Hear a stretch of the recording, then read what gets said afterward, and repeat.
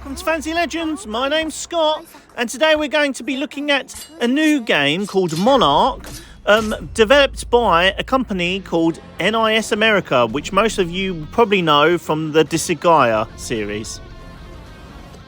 I have been a long-time fan of the Disgaea series, and this game shapes up to be quite similar in style. It is a free roaming game from what we know so far, and in this video we'll go through everything that we know so far about this game. But as in terms of combat, it's free roaming around a circle, and you get to use combat abilities, a bit like turn-based combat abilities that you would see in most strategy games.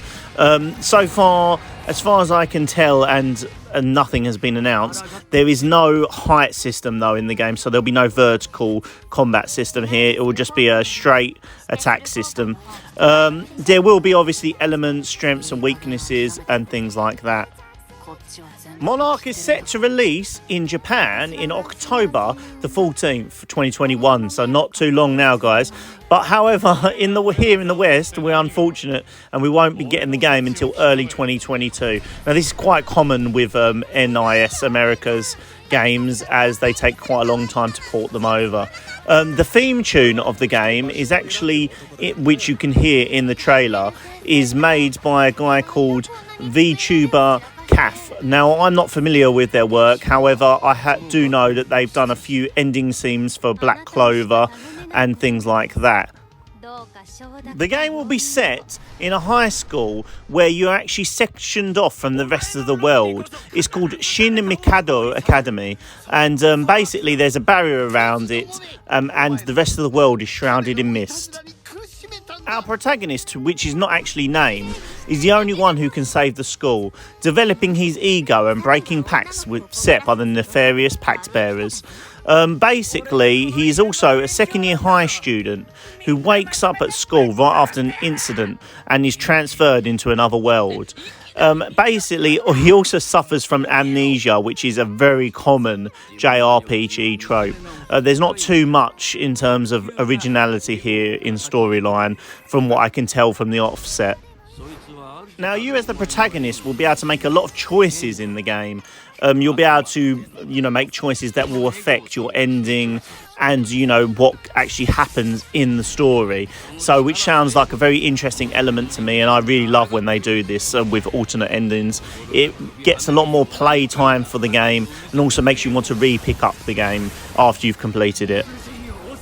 Now, another thing you'll be happy to know is that the game is dubbed and subbed. So if you like anime subbed, then you can have that. If you like to view things in a dubbed way, then you also get to have this here as well. So it's a best of both worlds. And I'm really glad that the game decided to include both versions.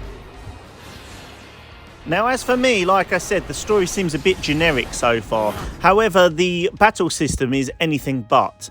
You get to have 6 characters simultaneously in a battle, and they call it a free movement turn-based system, which basically is like a sort of circle that you can move between.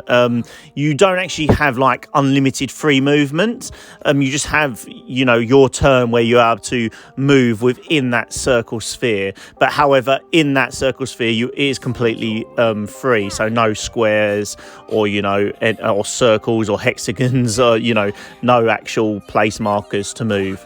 Also, the game is very strategically based, so if you like strategy games, this is one for you.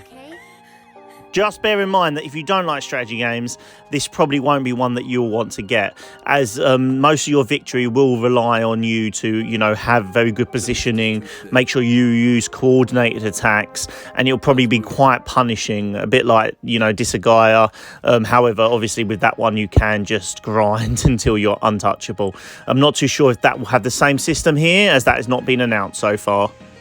An interesting mechanic that has been announced is that you have a thing called madness level.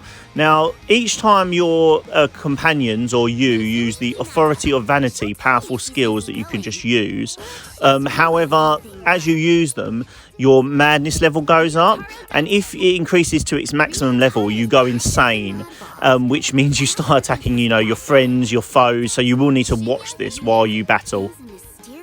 Now, the last system I wanted to go through is the ego system, which really interests me as well, which I mentioned earlier about the choices that you get to make in the game. Well, as you do this, the protagonist earns ego points.